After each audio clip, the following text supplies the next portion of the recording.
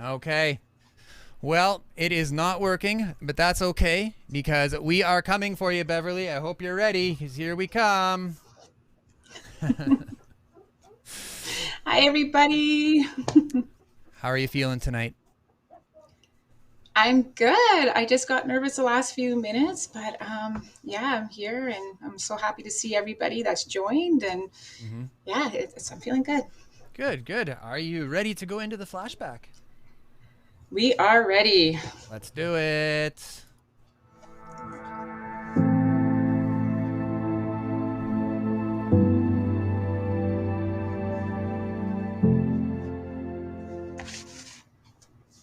Okay. So, when we spoke last week, you had a first memory. Why don't you tell us about your very first memory? My very first memory. Oh gosh. Um, was that the Easter Day one? Is that the Oh, running I from don't my know. stepdad one? Like, All I've got here is your so first memory. you know what? I'm just going to quickly introduce. Is that okay, Alex? I don't know if everybody knows who I am. Yeah, So, absolutely. again, Daniel introduced me, Beverly Fullerton. I'm a 39-year-old Métis, born and raised in Saskatoon. Jumping into the flashback, I'm a survivor of child and sexual abuse. I've been through the foster care system, and I'm an EGADS kid. Um, I was a prostitute as a teenager. I survived domestic violence. I am a recovering drug addict of 9 years. I've been involved in the street life and got a little bit of knowledge in the street gangs of here in Saskatoon.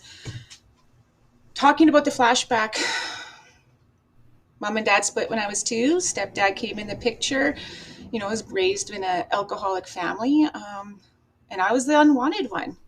Always felt like I was the unwanted one. If I did anything wrong, if I said anything wrong, well, Beverly was getting, what did I say to you before? Like when child abuse was legal. I didn't do anything right. I don't think I ever heard my mom or my dad or stepdad say, Beverly, I love you. I never heard that ever growing up in my childhood. I was the outcast as the stepchild that never called her stepdad dad. So, I had family that would felt like they meaned on me. I just didn't fit in anywhere. As I was saying, one of my earliest childhood memories, I'm only like 4 or 5, and I'm Easter morning, and I accidentally found my little brother's Easter basket first. And I just remember getting chased around the kitchen table, not wanting to get a lick in.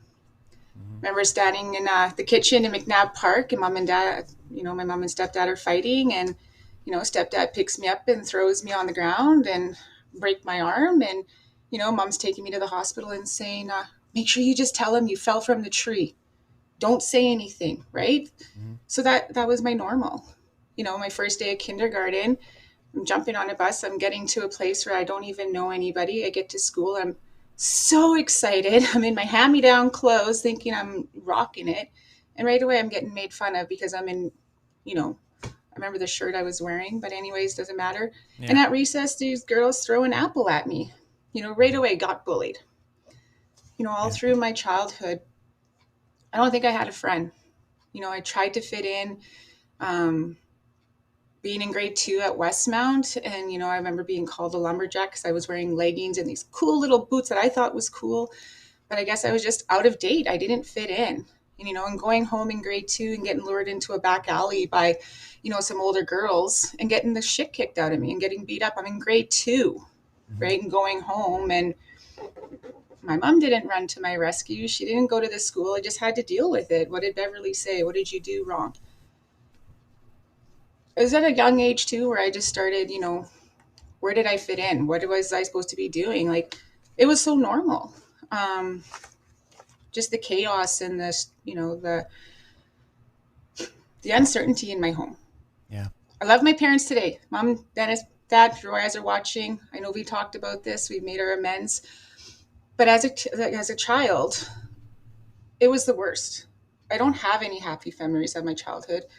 I don't ever recall having my dad go out of his way to prove he loved me. Like Mhm. mom and dad split up. Dad took my sister, mom took me. Who was going to raise the better kid? And I think they're still competing. I might be winning a little bit. Sorry, sister, I love you. Just kidding. But Yeah. I just, I just don't have a good memory. Yeah. Some of the memories I do have that were good were, going out to my grandma Lorraine's in Duck Lake and hiding in her upstairs in her spooky old house and helping in her garden, or, it was toxic. I remember being at the racetrack, and I knew for a fact my mom didn't like Coke. The only pop she would drink was root beer. And I had gotten a Coke, and I asked, my brother and myself, you want a sip of my pop? You want a sip of my pop? I didn't ask her because I know she doesn't like Coke. Well, frick, she gave me the silent treatment for a couple of days after that, and I just couldn't figure it out. So there was just so much toxic traits and things going on in my childhood that I just took with me. Beverly's useless. I don't know where thunder thighs came from. At some point in my childhood, someone told me I had thunder thighs, and I'm so self-conscious, and so, I don't like the way I look. I don't like nothing about my body. It's always been, horrible, right? I just can't find that within myself. So how old were you the first time you got loaded? So the first time I got loaded, and I was 13. And I just remember wanting to escape, like, oh, well, let's try this out. And first time I was like loaded, I was greened out. My sister's boyfriend at the time smoked so much weed with me. Like, I was literally like, I was in tunnel vision, and the older crowd around me, like my sister's older crowd, like they kind of thought it was funny. And so I got a rise and I got some attention out of being way too high. So that's what I started dibbling in, like I started smoking weed. I started going to parties on the weekend.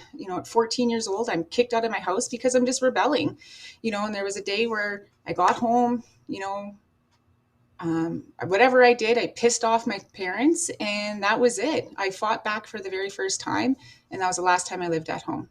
I left my parents' place. I went to my sister's, and my sister, she's 19, 2 kids. She's working in the bar scene. She's got the party house. She's got her friends, and they're all freaking cool, and they're super awesome to be around. And there's parties every night. There's the after bar party, and so I'm juggling with, okay, so I don't live at home. I moved into my sister's. I'm helping with her kids. I'm going to high school. One thing that I had to be absolutely proud of at that age was I was the very first girl to join the football team in Saskatoon, the high school football team at Aiden Bowman. And I thought that was going to be my escape there. I thought that's what I was going to do. But then Beverly became the fighter. It was just, I had so much anger, but I didn't know that's what I was carrying at the time. So I was getting loaded, on weekends, 14 years old, sneaking into Sharky's with my sister's ID. Everybody knows I'm, my sister's younger sister, but I'm right in there. I'm going to hotels to beat up people with my sister's friends. I'm getting kicked out of high school because I'm fighting people.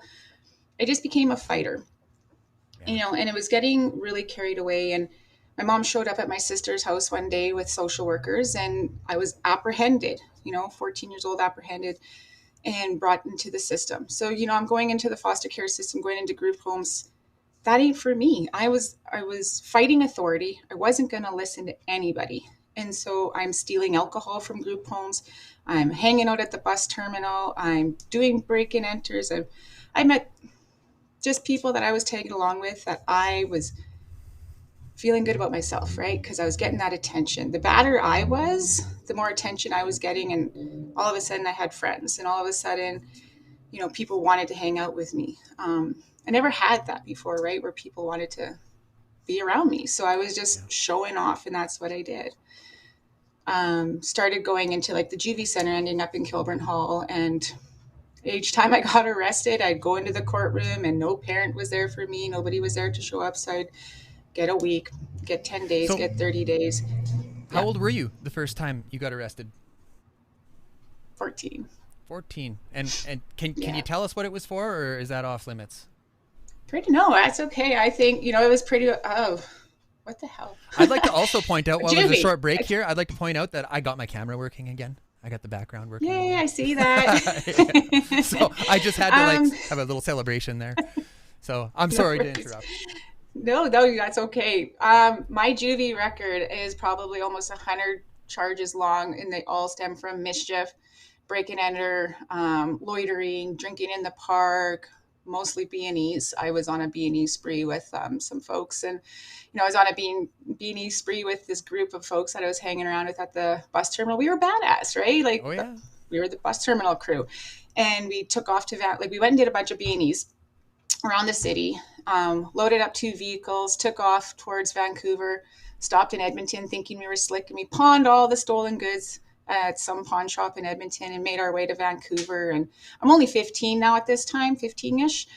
And we get busted in the park. I think we're at Stanley Park, and there's a bat in the car.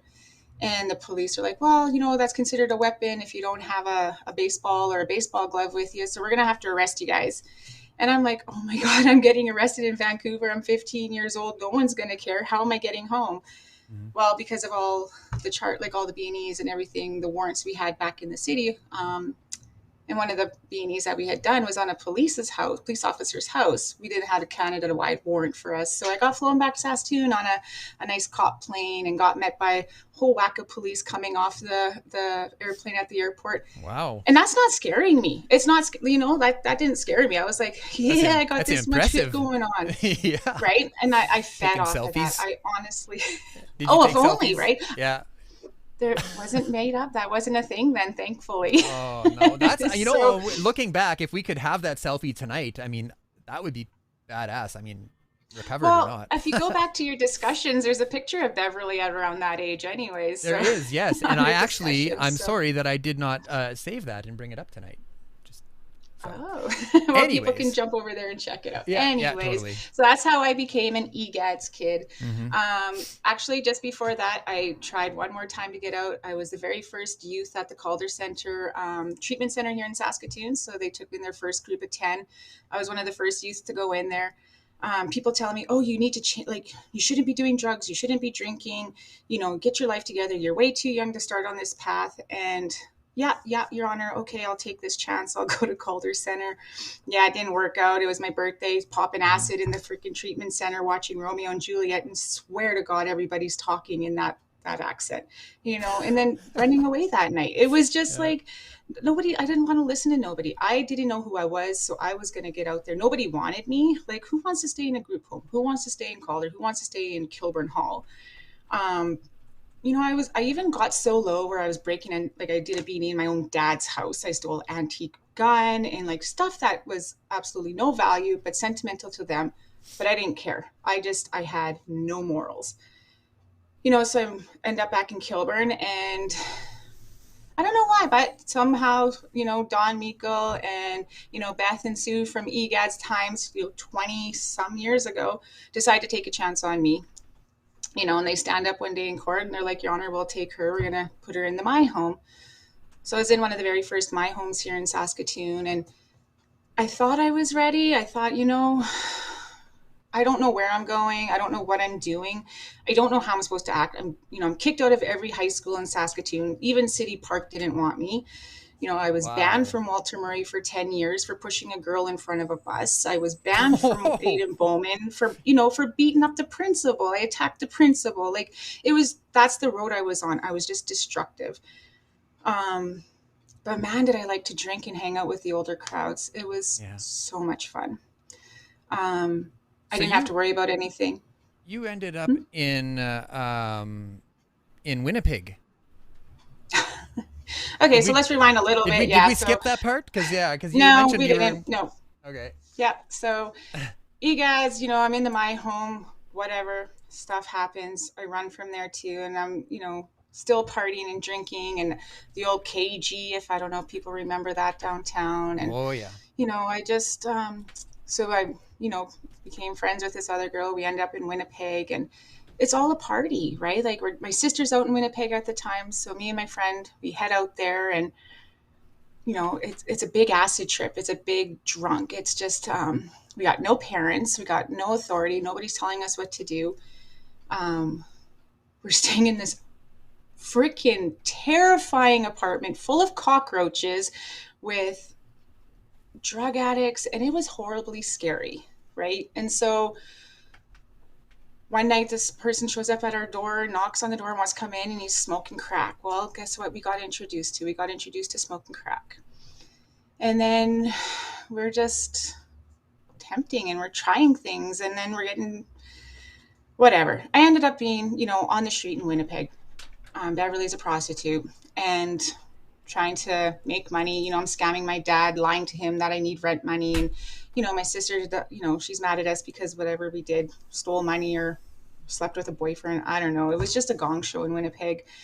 But it ended one night in Winnipeg where, trying to walk on the stroll and do my thing. And I get, car pulls up and instead of Beverly being like, hey, are you a cop?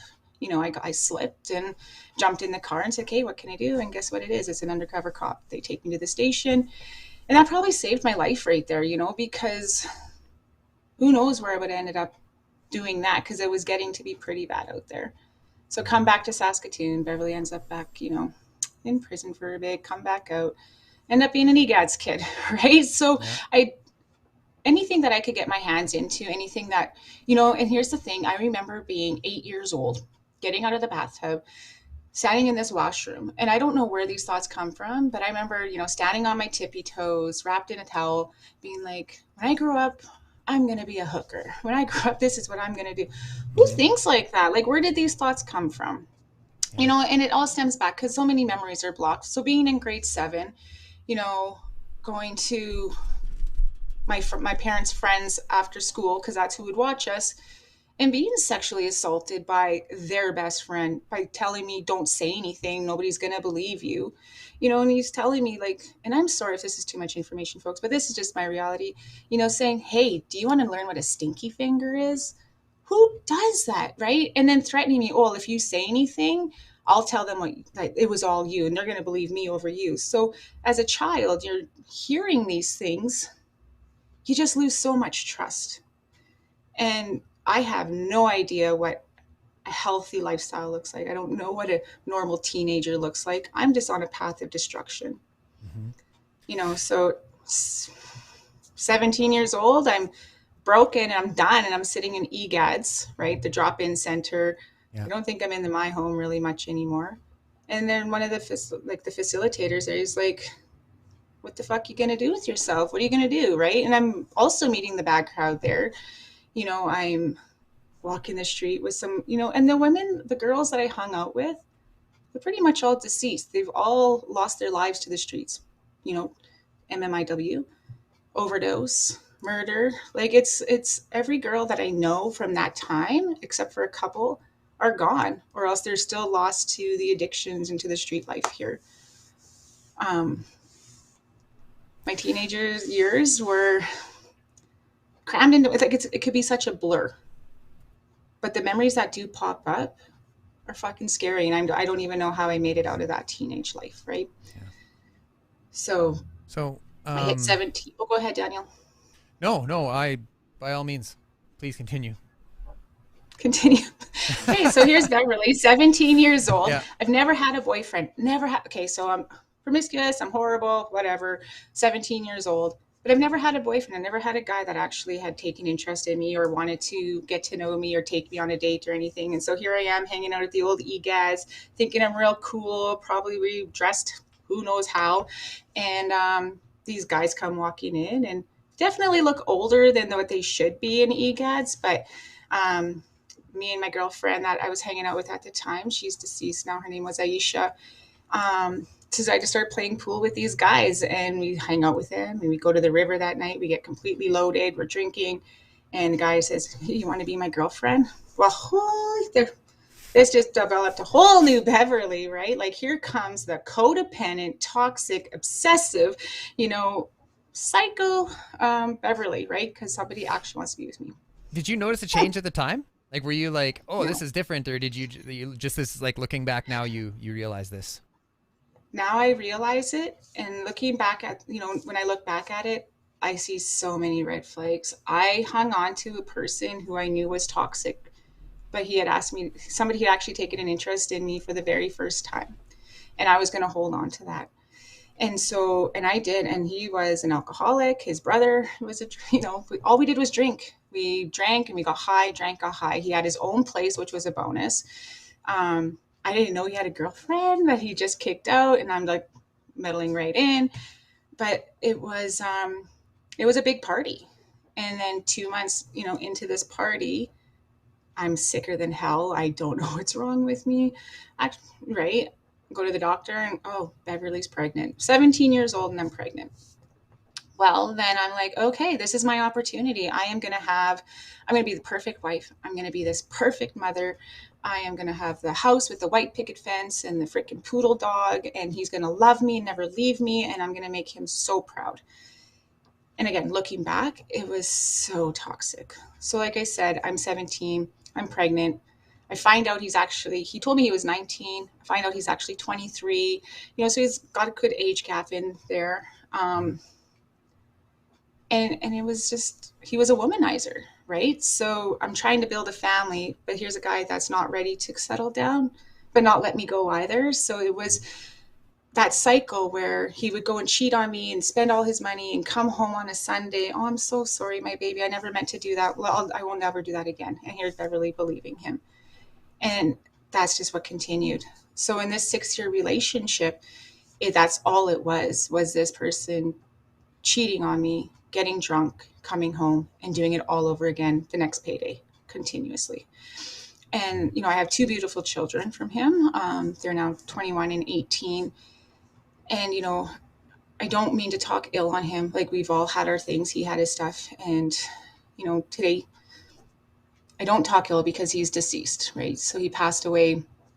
It'll be 7 years coming up here right quick, from drunk driving. So he never found his way out of that alcoholism.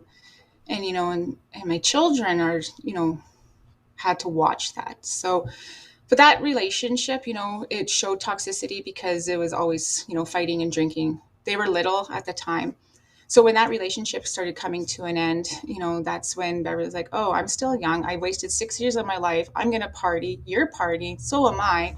So I'm getting back out to the bar scene. I'm dressing like a hoochie. I don't give 2 F's what's going on. Someone's watching my kids. Great. Someone's not watching my kids. Oh, well, someone will figure it out. Mm-hmm. And so I ended up at 402. That's a club back in the day. Oh, back there. Yeah. Way back there. I'm dressing. So picture Beverly wearing schoolgirl outfit, little short skirt, big, knee-high socks. Oh boy. Not a care in the world. Just left a relationship, getting attention at the bar, become a shooter girl. Well, I'm lost in that, right? I'm being a mom during the day, but I'm a waitress at night, and I'm enjoying the party life. And, I'm running into crowds of people that probably aren't that great, and something always attracted me to not so great people, or people doing not so great things. It's just where I always felt comfortable. I didn't feel comfortable. I didn't feel comfortable sitting beside a white woman that was dressed properly and talked properly and held her head properly. Like, I just felt so out of place in those situations. Where I felt most comfortable was always where I could just be myself around, people around, I don't know, core areas and bars and parties. That's what I did, so I was partying lots, and I met this one person that I just absolutely fell in love with. And I'm like, this is my soulmate. He is everything I will ever want in my life. And I chased this person, right? So he's a big Indigenous man. He's got a long braid. He walks with like so much, confidence and power. I'm like, who is this guy, right? And so, that night, I'm told, this is my story and my memories. But anyways, I'm told that him and his bro had a bet who was going to take Beverly home that night. And when I got wind that they had a bet going, well, I knew I was going home with the guy that I had already, was infatuated with. Mm-hmm. So this guy that I'm infatuated with ends up being, a drug dealer and just very respected in the community of, the hood. And here I am, just this innocent girl that nobody knows, and I'm hanging out with this guy, and my house becomes the safe spot. He comes to my house to sleep. He comes to my house to leave his drugs at, leave his money at. And Beverly's got a taste of power. Mm-hmm. Beverly's got a taste of, oh, this is what it feels like to be in control of a situation. So were you using it? So I'm still working there. Not yet. Not yet. So what threw me off was the kids went with their dad for the weekend, and they're in Regina, I come home from the bar, I'm completely loaded, drunk. I get a call from the police in Regina saying, Beverly Fullerton. I'm like, yes. Like, we have your children in care down in Regina. They were found in a vehicle. They're in the hospital right now being assessed. There is frostbite damage. So their father at the time went into, couldn't find a sitter for the kids, was drinking, went into the bar and left the kids in the truck. So 3-4-ish hours later, these two young girls are walking by the truck and they see my two older children in the truck trying to get out, and they call the police. And so I completely lost my mind, right? So my kids are apprehended. I go to Regina for a bit. I'm not getting them home, so I'm back in Saskatoon trying to make a plan. So then Beverly starts doing lines. I see everybody doing it, right? But I'm going to be this person who's in control of it. I'm not a druggie. I'm not a drug addict. I'm never going to stoop to that level. So and I was living on the corner of 21st and Avenue T, second house over, that's where I'm living. And I have however much quantity of cocaine in my house. So what are they going to miss if I just take a little bit here, if I take a little bit there? And thought I was really sneaky. I was getting away with it. So here's Bev, all fucked up on lines all the time, every day, all day. And nobody's that I know can tell. So my sister comes over, and my sister's an addict, and she smokes. And she's like, man, you're doing it all wrong. Do you know how much you're wasting doing this? And I remember very, very vividly smoking crack when I was in Winnipeg, right? But it just wasn't my thing then. I don't know if I was doing it wrong or what was happening. But I'm sitting in my bedroom on the mattress, and she's like, here, let's just do it. I'll cook it up and I'll show you how. You will not regret it. Oh, fuck, I regretted it. Okay. So here's Beverly now. Bev's a crackhead. Beverly is stealing so much dope out of these bags. I don't know what's happening. I'm falling asleep in bathtubs. I'm not going to work. I'm forgetting where I'm hiding the stash when they come to pick it up. It's just bizarre. Like, I'm lying. I'm stealing. Where's my kids? I don't know. I remember going into work one night and I'm told, Bev, you're not working tonight. And I'm like, what the fuck do you mean? And, being put into the phone booth in 402 being like, yeah, you need to go, or we're going to break your knees. We know you're smoking our stuff. They're like, what's wrong with you? And so there goes Beverly to Regina. I'm done. I'm gone. Oh, I pissed the wrong people off. I'm just going to run and hide. So I take off to Regina. Now I'm like, oh, woe is me. Give me my children back. I'm innocent. Poor Beverly. Because that's all I did. I was such a manipulator. And I could play it off or, oh, I didn't know. I'm so sorry. So I start working towards getting my kids back, and I'm hiding from Saskatoon because I feel like I really pissed off the wrong people, like I said. So here I am in Regina, and I'm working to get my kids back. It's a fucking struggle. And it's like, we are attracted to people like us. When we're struggling, we can find that struggle. Mm-hmm. I'm living in a good area in Regina, and I'm like in an apartment, and I go for a walk and I just find other people that are using, mm-hmm. So I remember meeting up with this girl, and I'm like, she's like, oh, hey, you want to come for a ride? Yeah, I'm going for a ride. Let's go for a ride. And this is the time when all the residential money started coming out, residential school money started coming out. And I just found all the perfect people with unlimited amount of money, and Beverly's a crackhead. I'm having the time of my life. I got no responsibilities. I am high every day, all day. I got no worries, right? I don't know. I'm not looking in the mirror. I'm homeless. I'm not eating. I don't really care what I'm doing. I know my kids, and then that's what would be my excuse. Oh, my kids aren't in care now because their cookum has them. They're safe. They're safe there. So, and I also get to that point where I'm like, oh, I missed another court date. Oh, fuck, I'm not worth ever having my kids. I'm not going to try. I might as well just this is my life. This is what I'm meant to do. I remember sitting in a hotel room in Regina, and I'm the only smoker, and it's coming to be the last of my stuff. And I'm in the room with probably about 5 or 6 other people, and they're all slamming. And I'm like, hey, yo, can you cook for me? Because I didn't know how to cook. Everybody did it for me, right? And I also like, if I don't know how to cook my own stuff, I'm not that bad of an addict. I'm in control of this, right? Mm-hmm. And so I probably wish I would have knew how to cook my own stuff that day, because the guy tells me, he's like, well, you know what? You're not wasting my shit. So if you want to get high, you're going to get high like how we're getting high. And here's Bev. Oh, I'm so scared of needles. I'll never do needles. But I want that high. They're not cooking for me. And now I'm getting anxious, right? My heart's going and I just want to get high. And he's like, just trust me. This will be the best high you've ever had. Yeah, yeah. So I think he does like a 15 pack and whoo, okay, ringer, I'm Bev's home. done. Oh, Yeah.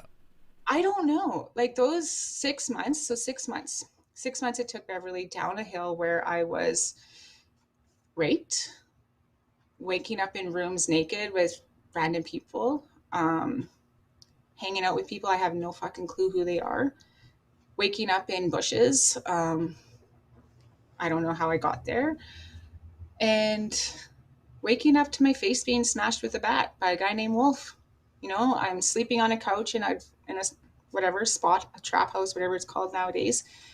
And I just wake up and to excruciating pain, blood coming everywhere. And he's like, oh shit, I thought you were someone else. I thought you were someone else. And running to the bathroom, wiping myself up a bit, and not even nothing, just started getting high again. And about 2 or 3 days, I sat in my blood face, my shirt's all full of blood, just getting high. And then I went to the bathroom and there was just something that was like, what are you doing? You're gonna die, right? So I'm probably about 80 pounds soaking wet. I got track marks all over me, all in my neck. Like I'm just sunken eyes. You know, I was so desperate. I would take water from like a mud puddle.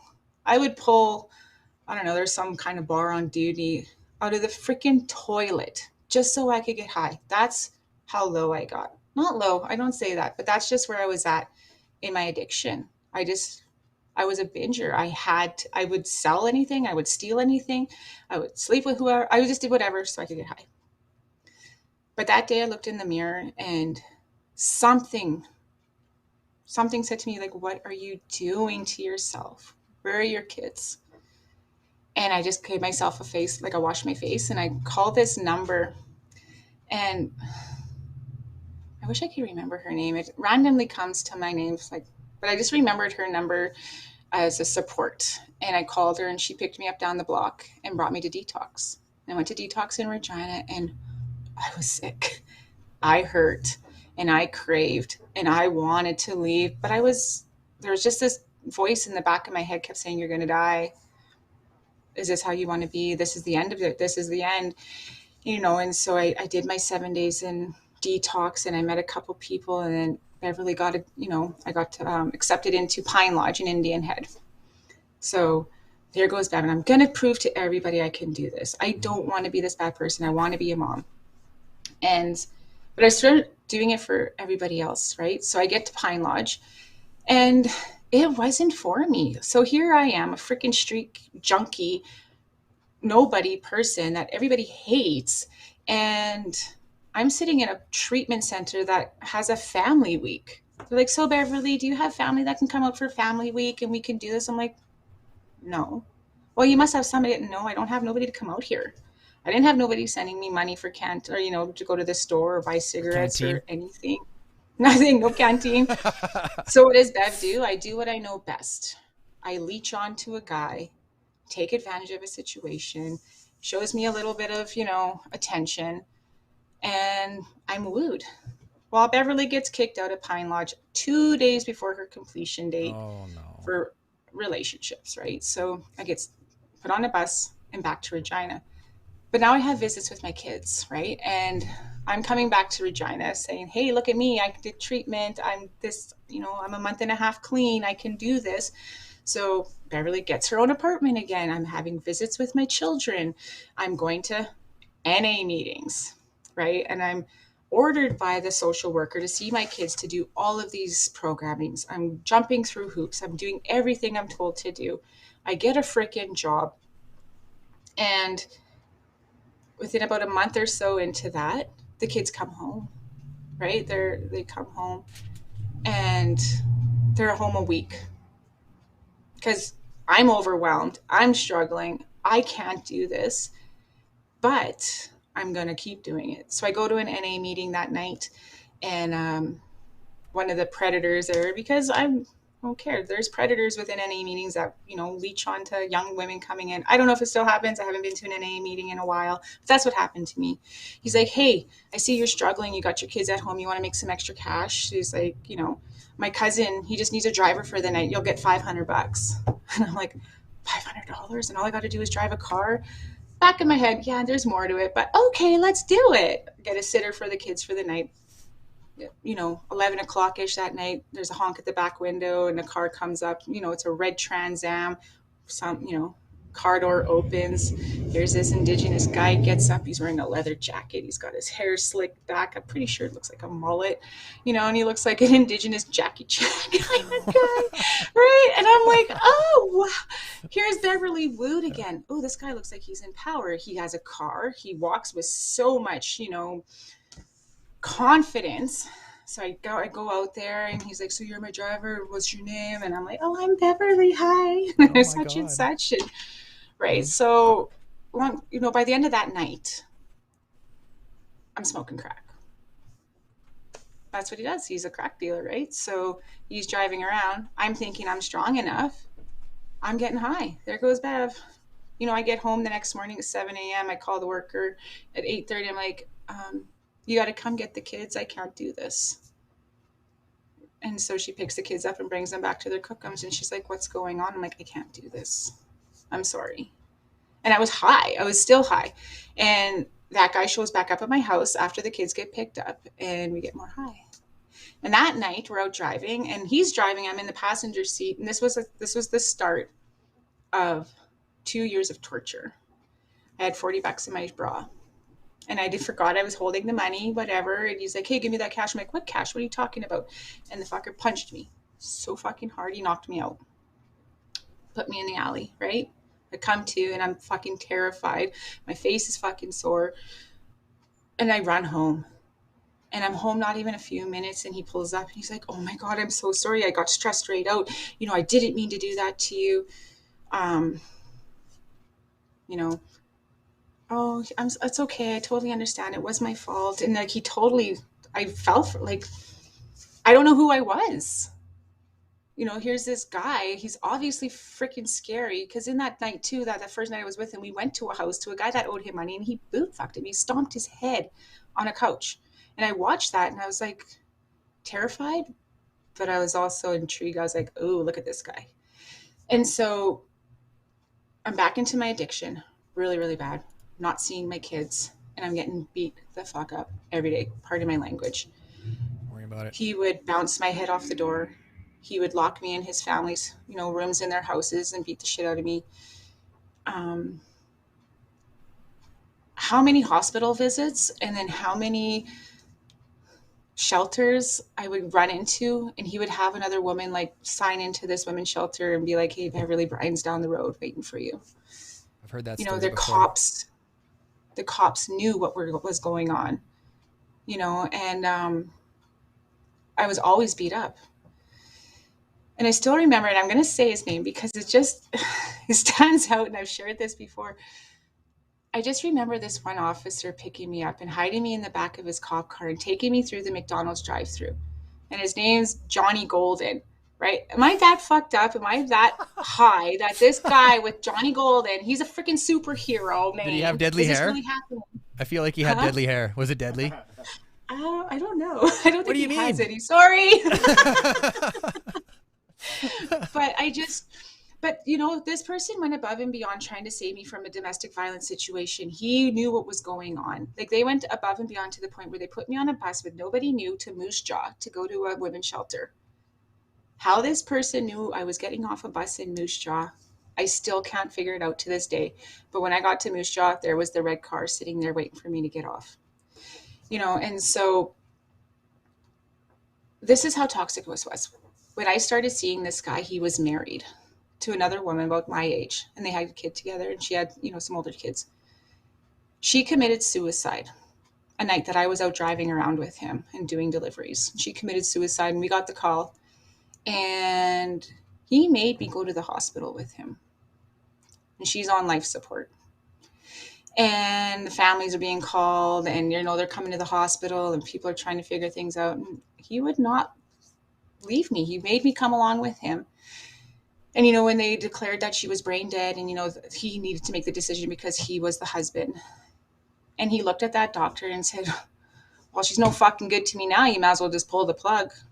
Damn. And right there, I thought, this guy's not going to care if he kills me either. And I was just lost. I was now his prisoner. I was just bound to do whatever he wanted. The guy raped me. He did videos. He, got me more high, and beat me up daily. And so I ended up getting pregnant with him, and which is now my 14-year-old Matthew, big, strong boy. But Matthew was born with a broken arm. I moved to Kamsack at this point, and was still, there's more stuff that happened in there, but somehow I end up in Kamsack. And this guy's in jail, and he gets out, and he finds me in Kamsack and starts beating the fuck out of me every day. His family can't do anything. Everybody's scared of this guy. Nobody intervenes, and I'm about 5 or 6 months pregnant. And yeah, I ended up in the hospital. I thought I was going to lose my little guy. My parents show up in, Kamsack the next day, and they moved me back to Saskatoon. I don't know where the guy is. I'm back in Saskatoon. And he actually left me alone. He didn't come find me. And, he had told my parents that he was going to burn their house down. He was going to kill them, everything. This was psycho. So anyways, fast forward a bit because I'm talking too much here. My son's born. I'm at home in my place, and my sister's over, and this guy shows up, and he busts in my freaking door, and he's mad because I named my son Matthew. And then he's mad because that's not his kid. Oh, I had the fucking audacity to cheat on him. I had the audacity to cheat on a guy that I was never allowed to leave his sight, right? Makes me leave my place with him. I was so scared for my son. I didn't want him getting near him. I pictured him throwing my son. So I left with him and got in his car. And as soon as I got in his car, I said my goodbyes. I thought that was it. I knew this was the end for me. And he starts driving out of the city, and all I could think about was my baby at home. Was my sister okay with him? What was going to happen to me? Was anybody going to know what happened to me? And all I remember is him starting to hit me. And I remember seeing a hammer, and I blacked out. And I woke up X amount of days later in the at RUH hospital, being told by the police officer that was there, Beverly Fullerton, do you remember what happened? And I'm like, no. And they're like, you're in the, university hospital, don't try to move. You've been assaulted. And so a couple, about 18 and 19 years old, and I really hope this story reaches them because I owe them a thank you beyond words. But apparently they had pulled off the highway near Chamberlain to use the washroom. And when he went to use the washroom, he saw me laying in the ditch, completely covered in blood and unrecognizable. They called 911, an ambulance came, and I was transported back, and I had no ID. There was no missing persons or anything. And so they had to identify me by using my fingerprints. And every cheek, all my bones in my cheeks were broken. I was black eyes. I have a trail of a river and bends and that all down my skull here, where you could feel where he's fractured my skull. And all I could say was my son. I thought everything that he went back and killed my son. And so I found out my son was okay and he was, safe. And so after being released from hospital, looking over my shoulder, I remember leaving with him. So he's charged with attempted murder and going through the court process. And you left with him? No, sorry. I didn't leave with him. Okay. But no, I knew I left with him in the car then. Oh, when I left okay, my house with him. Okay. I knew I left with him. Nobody else knew I left with him. I thought you meant you left the courthouse with him. Oh God, no, I didn't leave the courthouse. Yeah. But I couldn't prove it was him. And he told everybody that I was a psycho, and that I feared him. He had family threatening me. So this guy charged with attempted murder on me walked away scot-free because there wasn't enough evidence and I was too fucking scared to go further. So I came home. I'm home. My son's, a few months old. And he's probably about 8 or 9 months old. Sorry, I get lost of time here. When that happened, he also raped me. So I was pregnant again with another little guy. He actually left me alone. He was gone. He didn't come back. So I'm going on with my life. I have Matthew. I'm pregnant with my other little guy. I have my own house. My parents are visiting. I'm on welfare. I'm doing what I got to do. I'm having visits with my 2 older kids. I'm working to get them to return home. Life's good. I survived. I'm clean. I'm not using drugs. And, but every night I thought this guy would come through my door. So then fast forward a bit, I give birth to Mason, my little guy named Mason. And it was Halloween night, and I'm out trick-or-treating with Matthew. And this stands out because it'll come together in the story. I go into labor, and I get to my mom, and we are like flying to the hospital. I get into emergency, and there's this nurse, and she's dressed up as an angel. Right? She grabs my wheelchair and she's running down the hallway, and her wings are flapping, right? And I could feel my little guy coming. But long story short, he was delivered by a nurse dressed as an angel, right? So a few months go into, so he's born on October 31st. Not even a couple of weeks later, I'm out and about, and I'm picking up this one girl who's now living with me. She's just a sweetheart. Unfortunately, she's passed away too due to addiction. She was overdosed a few years ago. But there was this sweet young girl that lived with me. Her name was Demi, right? And so she was staying with me. So I took her to her sister's house to go get some clothes. And oh my goodness, here's my ex from years ago. The guy I thought, I pissed really off really bad. But I remember yelling over to him like, oh, hey, right? And these 2 guys come walking over. And I have my older 2 kids visiting, and I have Matthew, and I have the baby in a car seat. And I'm driving my van. And he's like, wow, looks like you've been busy, hey? I'm like, oh, yeah, a little bit. I'm wooed, right? Here's this big, scary guy again who's obviously got power in the city. And that I just knew from the first time I saw him years ago was my soulmate. I just love this guy. So he's like, here's my number. I'm like, no, here's my number. You call me when you want to talk, thinking I'm all good, right? So a couple of weeks go by, I get a phone call like 4 a.m, and it's him, and I can't even believe that he phoned me. And it ends up with us being in, I think the next day, Denny's over on Circle Drive having breakfast and getting tartar sauce instead of hollandaise sauce, some stupid thing like that.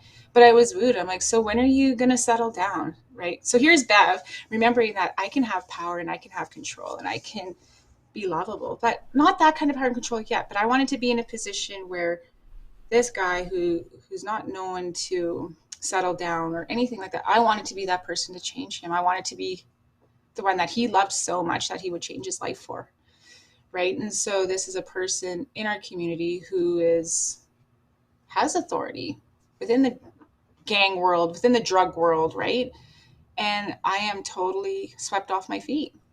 So he starts coming to my house to sleep, and I would turn my heat up a little extra more in the winter time, make it really hot. So he would just fall asleep on my couch, right? And my kids loved him, and he would, make sure I had formula, make sure I had diapers, and I was completely taken care of. And almost immediately he was introducing me, this is my woman, you listen to her like you listen to me, and you respect her like you respect me. And so I was brought into a world of a gang. And I'm going to make it clear, like, I am not, I was never initiated. I'm not an actual gang member. But I'm the mama, like the baby mama and the wife of a very prominent gang member. Okay. So I took on all of those roles and I went with it, and I loved it. And I made sure my home was open to every gang member that was out there and their family and their kids. And I held those, family outings, but that was the life I knew. Like, I didn't know working 9-to-5 jobs. I didn't, go to PTA, parent teacher interview meeting. Like, I didn't do any of that stuff. I didn't know any of it. So I was comfortable in a life where there was a guy that loved me. I had a house full of kids. I took in stepkids, and I just felt like that's where I belonged. Was that making sense? I took control of me, and I figured that if I wasn't going to make it in the privileged world, I'm sure the fuck going to make it in this world. So I made sure that I never did anything wrong. And I'm not doing drugs. right? Because Beverly is going to be bigger and better than that. I am not going to use it. And I wanted to prove So to this there was person drugs how much, around though, right? 100% all around, And you just right? Like didn't want that's to what do we it? did. Like that seems foreign to me. No, this is my train of thought, Yeah. because in that role, like when you, and this is in my thinking for him, I don't want him leaving me. And I'm not going to be like his exes where I used him for his money, I used him for his dope, or I used him for his status. I was going to be bigger than that. Right? Like, don't get me wrong, I was doing rails when we would party, but I had so much composure, or like control over not becoming somebody that he wouldn't want. So the power was This is more who I addictive. wanted. Power was more addictive than the dope then. Him loving me was more powerful than the dope. Okay. Yeah. Weird.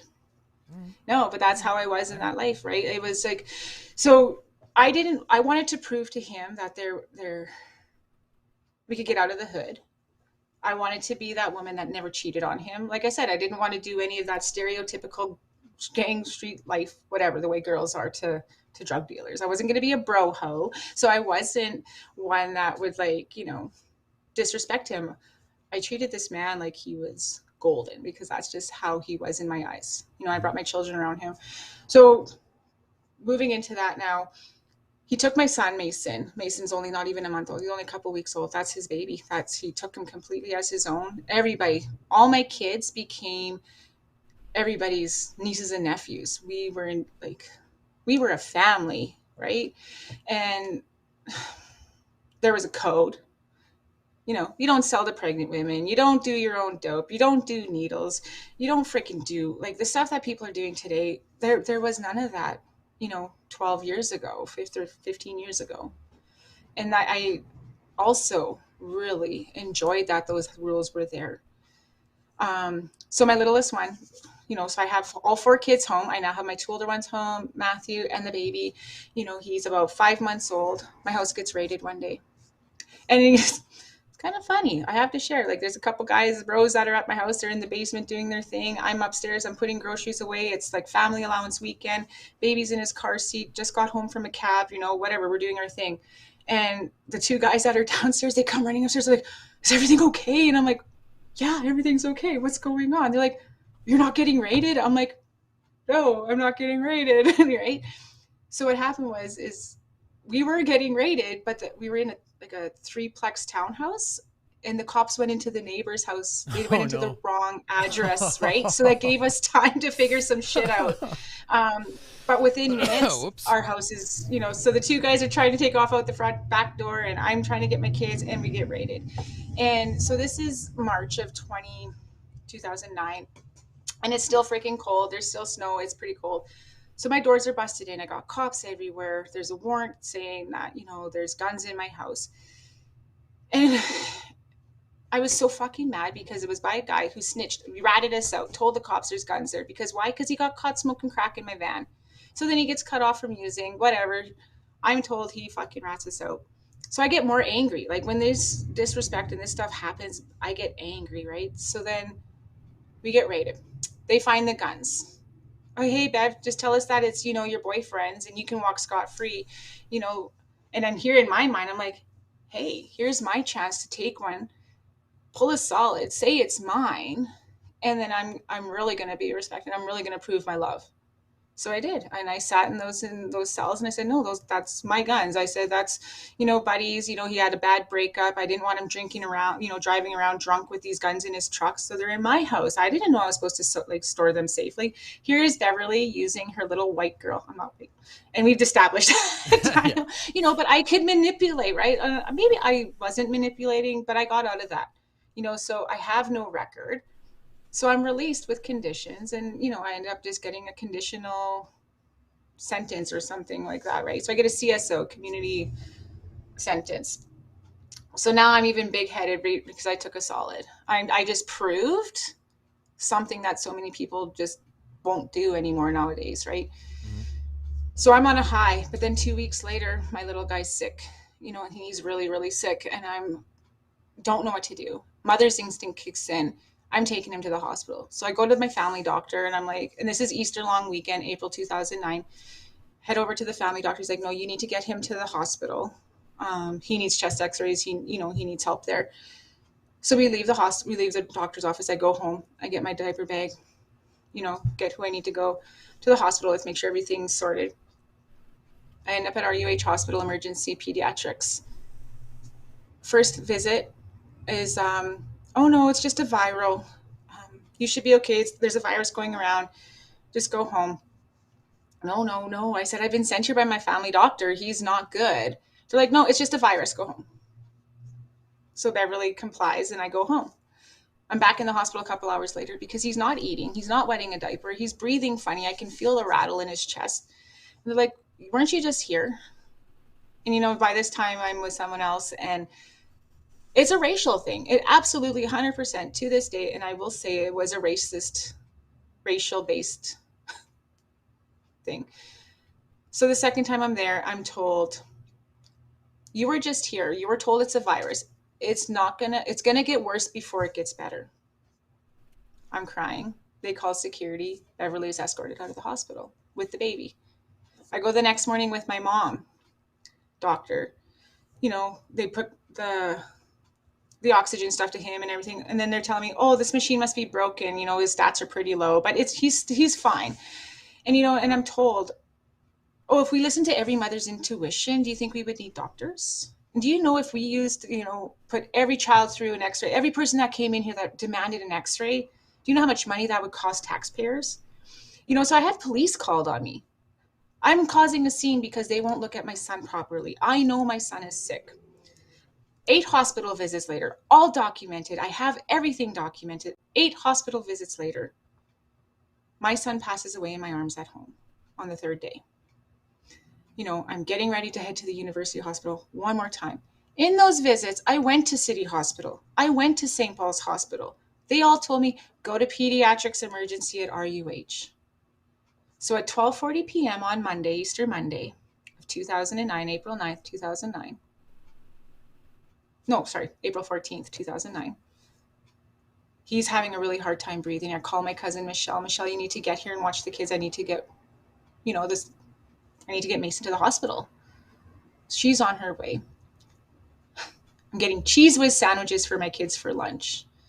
Mason's in the living room and he's in his baby bouncy chair. And I run back to the living room because there's something in my heart just to get to the baby. So I get back to the living room and I pick him up and he's like, and that's it. That's every mother's worst nightmare, and fear and everything went through me. And I grab him and I'm holding him and I'm like, please, baby, don't do this to me. And he looked right in my eyes and he took his very last breath. And, I'm trying to call 911 and I'm screaming for, Demi that was living with me at the time. And I'm losing my mind, and so I'm trying to give him CPR. I'm trying to give him mouth to mouth and I'm on the phone with 911 and I'm just screaming for them to get to the baby, get an ambulance to my house. They're like, well, what did you do? Is he okay? Did you shake him? I'm like, just get him here. Like, it was just horrible. And so, the ambulance finally gets there. They run in and they just take my baby. And I can't even go with him because the police are right behind him and the police officer stops me, and he makes me get into the cop car. And I just remember him trying to talk to me. So, Beverly, what's going on? And I'm just like rocking and I'm on the phone with my guy and I'm like, my baby just died. And he's like, what are you talking about? And I'm like, and the cop's trying to talk to me. So what do you think's happening? And I'm just rocking and we're going across University Bridge and I could hear on the radio, Fullerton baby DOA, right? Dead on arrival. And I just remember getting to that RUH and I remember going into emergency running and I'm stressed right out. Like I don't know what's going on. But that very first night that I went to the hospital, there was a nurse that was so ignorant to me and so rude. And here she is in the fucking trauma room with my baby wrapped in a blanket, rocking him. Oh, would you like your baby? We're so sorry. And I just couldn't do it. And within moments, my family showing up. And by family, I mean my family, like my brothers, my sisters. That's who was there to console me. And so we go up to the family room. My son's deceased. He's wrapped in a blanket and I still can't figure out what happened. My other kids are at home. I still don't know what's going on. People are coming. Police arrive. Beverly, we have a warrant. We're going to be searching your house. And, you know, and I got interrogated with my son being passed around by my brothers and sisters about what I did. And they went to my house and they took everything of my babies, you know, and we were accusing me of what? So I got so fucking angry. I'm done. I'm done with the police. I'm done with the hospital. I have all my respect and all of my love is with my family because that's who was there for me. As I'm planning a funeral, we have cops driving by our house and I'm being, you know, like it's just the last little things that I had of my son are sitting in evidence at the police station. And I'm saying, no, it's the hospital's fault. It's the hospital's fault. And, you know, no, nobody wants to listen to me. And so my son's funeral comes.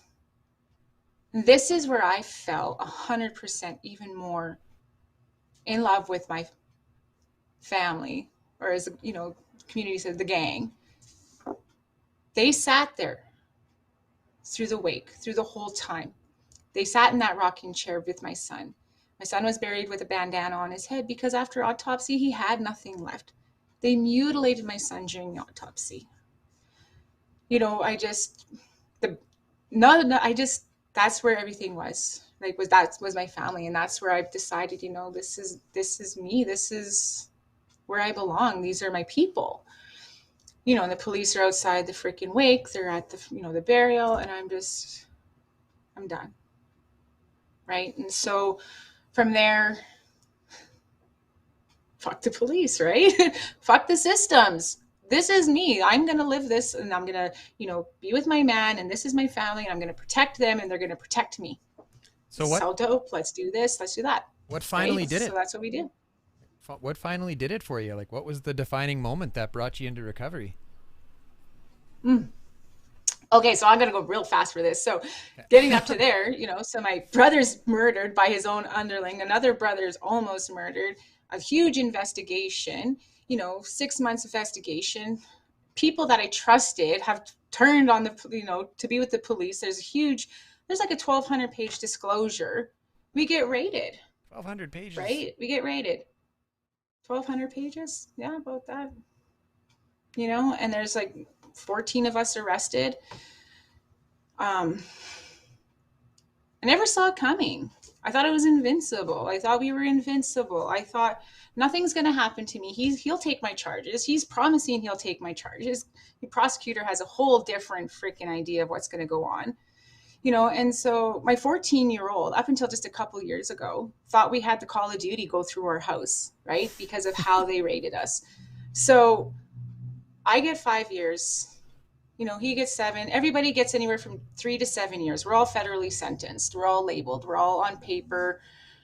Gang members, drug dealers, this, that, and everything. So I go to prison, right? My first time going to Pine Grove, I'm treated like I'm freaking... like a fucking shot caller, like, oh, watch for her. She does this. I'm locked in segregation. I'm writing my guy in prison saying, I'm going to kill myself. I can't do this. I can't be here. And him writing back saying, don't think like that. You can get through this. Being in prison, you know, I didn't get to go to Edmonton where the other girls went.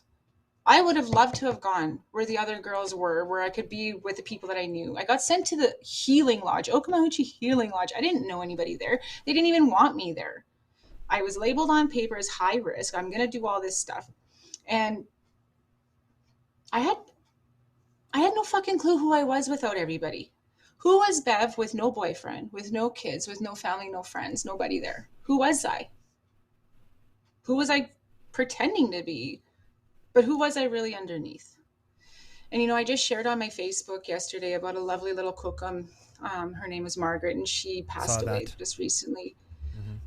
That little cookum is the one who I sat in the Elders Lodge. Oh, she looked like a ray of sunlight.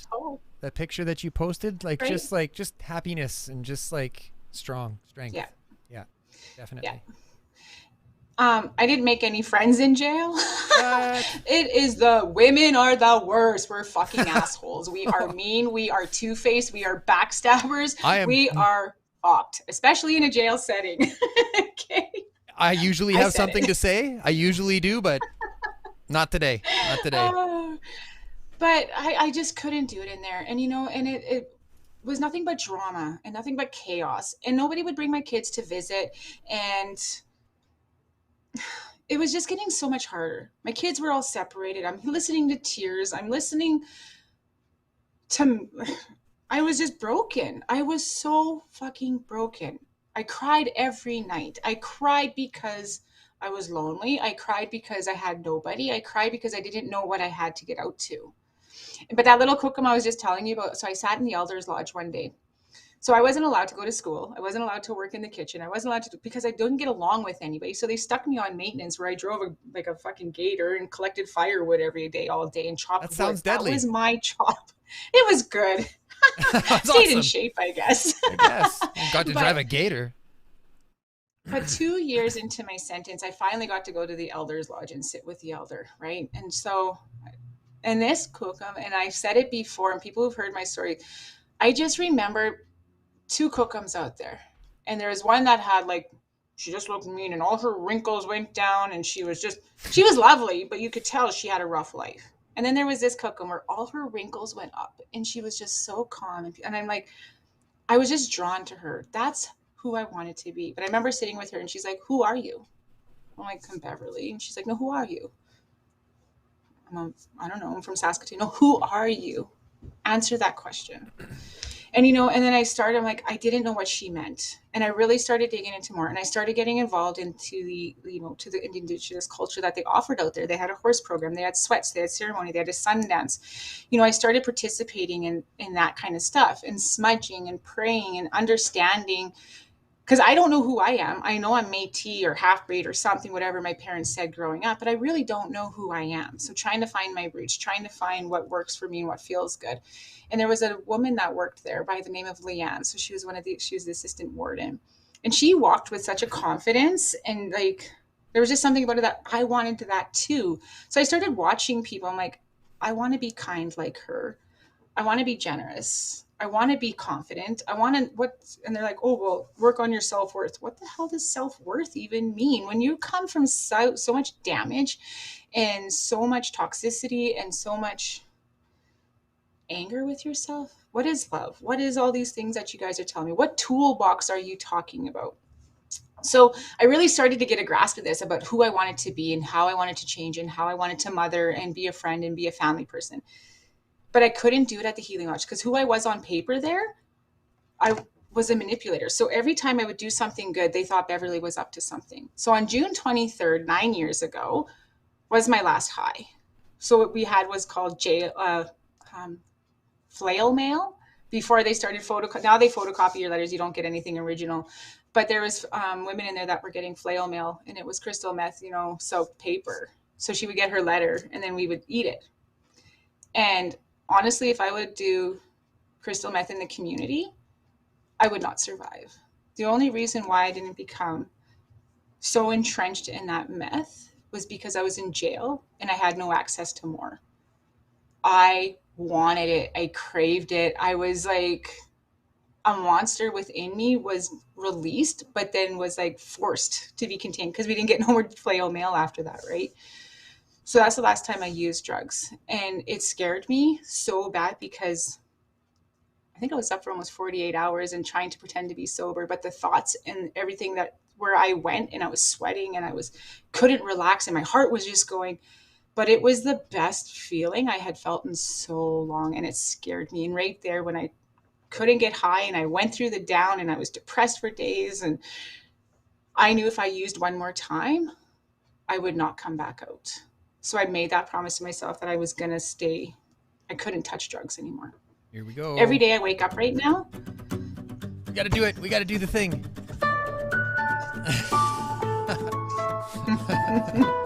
Sorry, I thought there was going to be a pause there. I'm sorry I cut you off, but we got to do the thing. That's the perfect time right there. Yeah.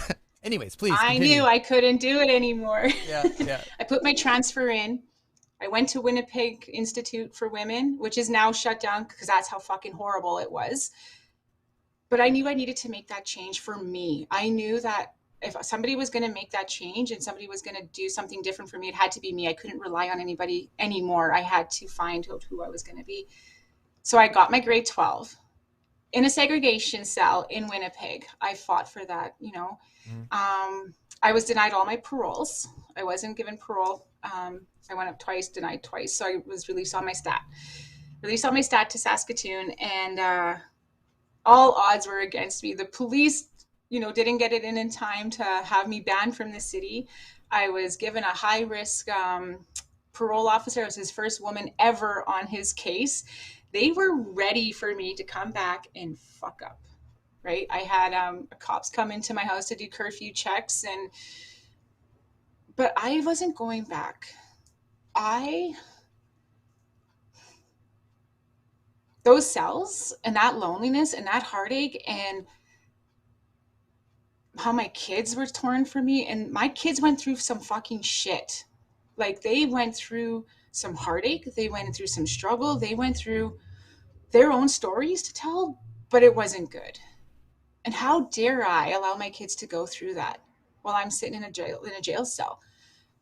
And it's up to me. It's my choice if I'm going to go back to jail, because I can either stay on a good path right now and figure this out so I don't do this to myself anymore, or I could just, you know, fuck up and go back. But I wasn't going to be selfish anymore. I didn't want to be alone without my kids.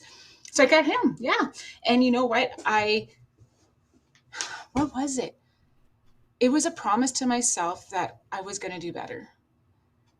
I got a really gross job. I was throwing like dirty bags of like shitty sheets and everything at this one place that cuts all the dirty laundry from all the hospitals. And I was the bomber. So I would take that dirty laundry and I would throw it into the truck, and it would break open and it would stink. And it was just horrible. But when I got my very first paycheck, oh man, that was a feeling that I can't even explain to this. Even still yet, when I get a full paycheck for me working, it's a great feeling. And so I just kept going. So 2 weeks led to the next 2 weeks. And honestly, I was told one time that when you put good out there, good comes back. And I started seeing that. I started seeing, okay, I'm not doing anything wrong, and I have a nice home. I'm accumulating things. My daughter moved home with me first, and then my Matthew came home. And, you know, and I had a visit with my youngest one. Like, I have a little guy named Michael. And in that time, after Mason passed away, I'm sorry, I got so excited I jumped him. I had another little boy named Michael. And, you know, when I went to jail, he was 1. And in those 3.5 years, I didn't see my kids. I seen them twice. I had 2 visits. But I'm in community, and I'm going for walks was something I never really did with my kids. And go for a walk by the river and seeing their smiles, that just ignited something in me. One of my conditions was, when I got out, was to be, you know, a part of Straight Up.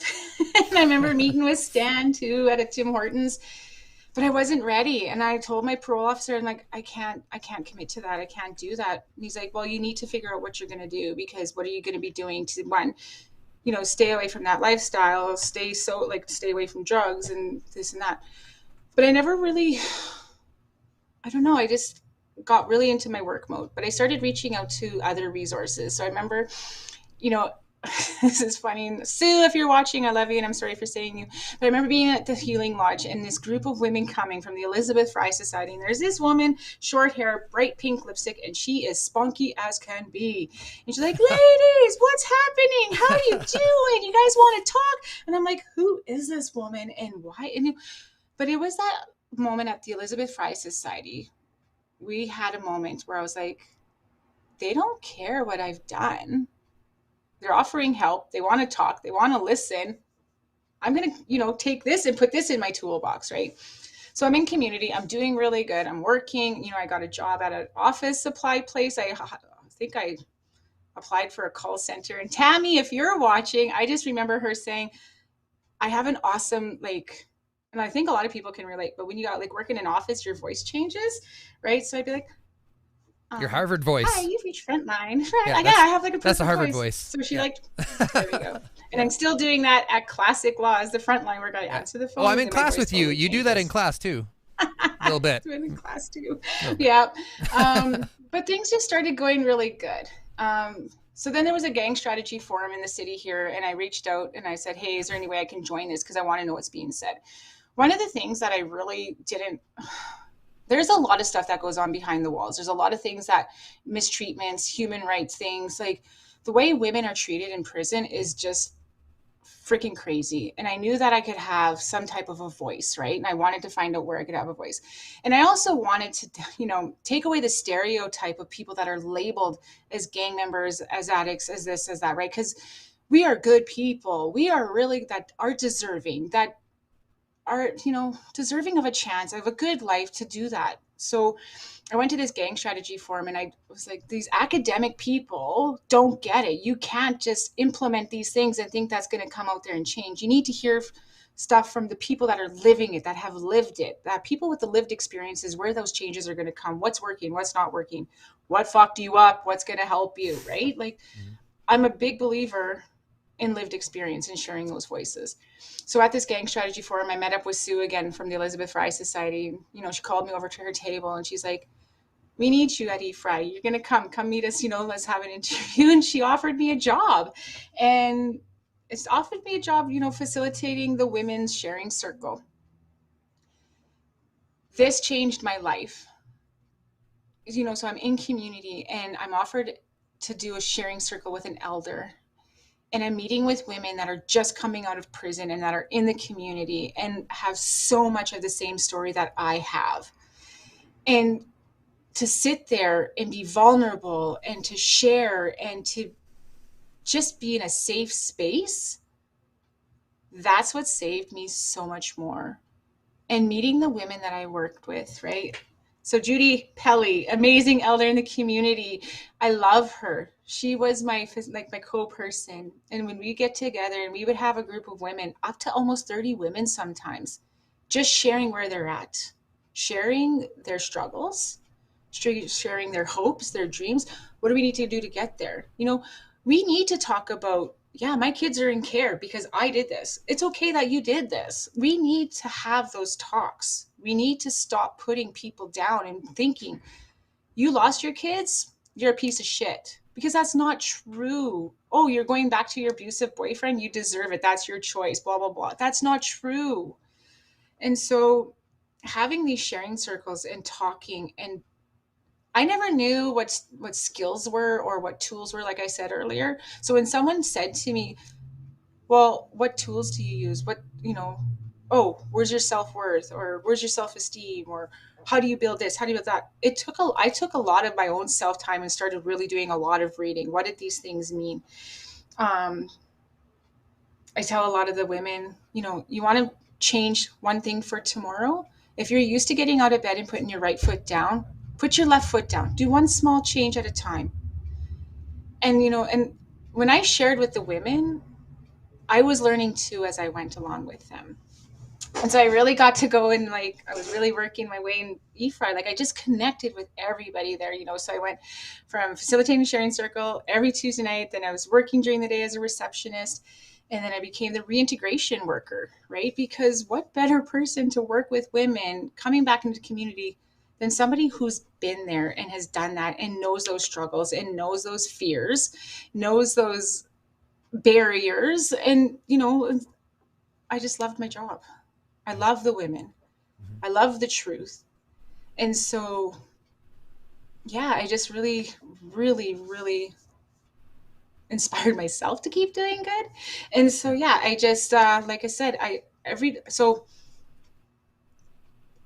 on my journey, I'm finding, okay, Beverly's Métis. So what does that mean to me? So I'm reaching out to, my local Métis, people, tell me, teach me, what can I do here? I'm reaching out to my resources and community, being like, how can we do this? Where can we, what do I need to know? I just want to learn. And if I don't know something, maybe I need to unlearn something. If I'm talking wrong, educate me. Right? I have this passion. And when I start talking about my people and the addiction and the social injustices and the injustices of the system, I just get this this burning in me. I'm like, we need to make these changes. We need to, there's action that needs to be done. Stop with the small talk. And so within my career at E-Fry, something happened there. I was offered an opportunity at classic law, and holy fuck. I'm working at a poverty law clinic, people, right? Like, because why? Because I believed in myself enough for that change to help bring the change to my community, because our community are not bad people. And I'm so tired of, the systems and the privileged people looking down on them and being like, oh, you're a gang member, you're a piece of shit, you're not worth it, you're not going to get a job, you're not worth being clean. We're broken. We are a product of the system. We're a product of what raised us, right? And so to be that voice and not be scared. I sit on so many committees. I sit on a committee specifically. It's like, go ahead. Speaking of voices, why don't we go into the viewer's voice, look at some comments, and we can chat a bit more, okay? Oh my gosh, it's that late already. Here we go.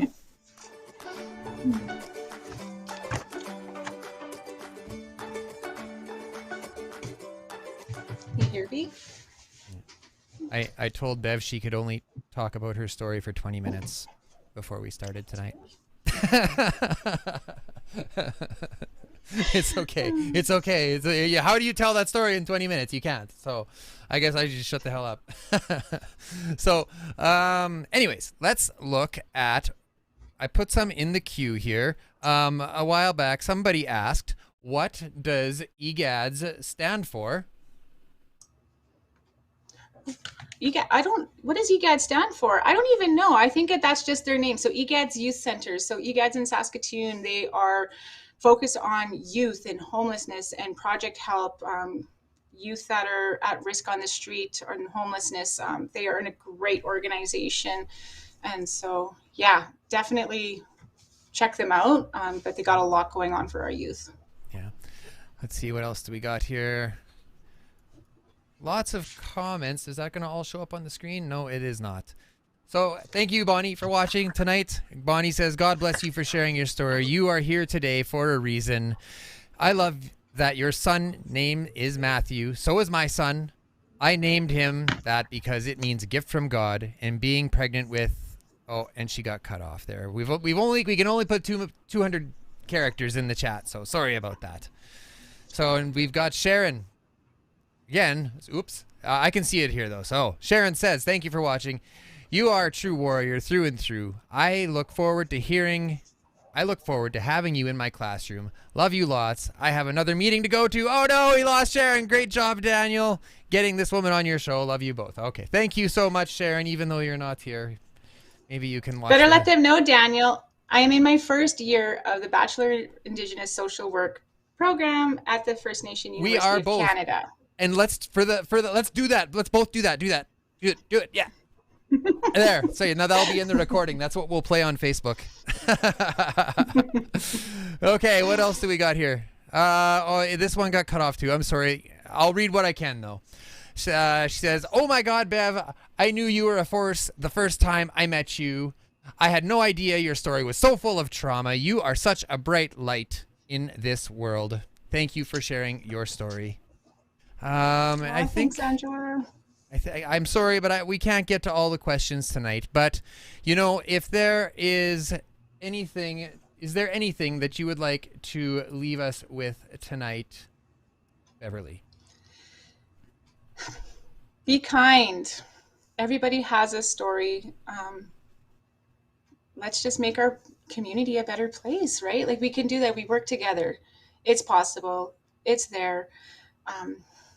I love my community and I love my people, and I'm so grateful and thankful to be here today to share my story. And I thank you all for allowing me into your spaces and listening to my story. Today I'm home. I have two more little ones at home. I have a 3-year-old and a 5-year-old that I've added to my family. I'm a cook. I'm to a almost 1-year-old. I'm living a good life, but it doesn't mean that I don't have bad days. There's a lot of struggle still, but it's how I get through that now. Using my supports, reaching out to those resources, being honest with myself. Like, there's days where I'm like, am I doing this right? Am I faking this? Like, when's it all going to come crashing down? But then it's taking that back and being like, no, I deserve to be here too. I deserve to be happy. And that's what it's about, right? And so I'm trying to give that back to my children and my grandson now. And I just want to be happy, and I want to be kind, and I just want to share my story with folks and letting them know that no matter which angle you're coming at from, you are worthy of loving yourself and having a good life. Awesome. Well, thank you so much for joining us tonight, Beverly. It was an honor to have you. It was great to have your message told into the community. And take care, my friend. Yes. See you in class tomorrow. You will. Thanks, everybody.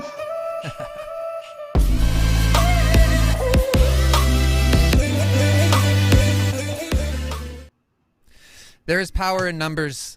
If you would like to contribute to ending the stigma around emotional pain, please subscribe to our YouTube channel. Follow us on LinkedIn, Facebook, and Instagram. Like and comment your thoughts on our posts. Let us come together with our lived and living experience as a resource that has the power to engage new thought processes, to promote new ideas, to broaden the spectrum of care, and to show the world that the lie is dead. We do recover, and we're here to show you how. Good night. And it didn't work. Well, there it is. We had to have one glitch. So much for my prolific ending.